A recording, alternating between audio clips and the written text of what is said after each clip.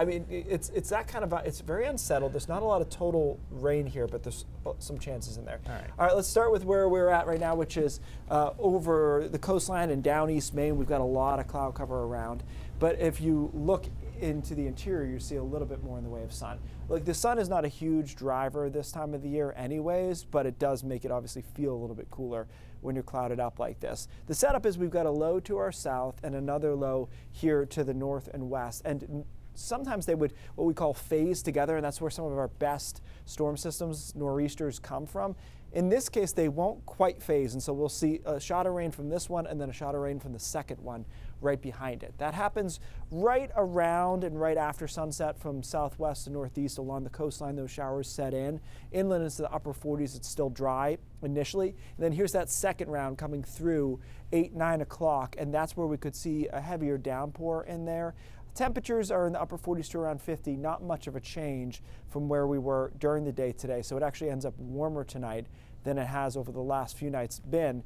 By tomorrow, we start to clear out, especially along the coastline, but we've got a pretty nasty northwest wind behind this. So temperatures in the 40s, right around 50 degrees along the coast, and the winds gusting to 40, maybe even 45 miles an hour. So that's something that you will notice certainly on Tuesday. Wednesday, we start clouding up again, and another system comes through on Wednesday night. This one will have more cold air involved in it Wednesday evening through Thursday morning, and actually a little bit of snow mixed in there too.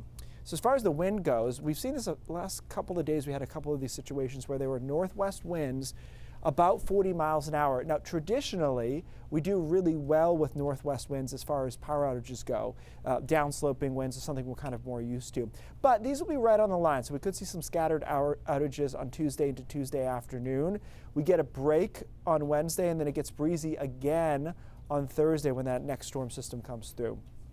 Worth noting that that storm system Wednesday night, Thursday is cold enough that it's probably not just the highest terrain that sees snow, which is what we've had so far. We've seen, kind of mid-mountain to the summits, we've seen some snow. I think on Wednesday night, Thursday, that's going to be cold enough to see snow at Rangeley, right down at the lake level, for example, in Kingfield, Bethel as well.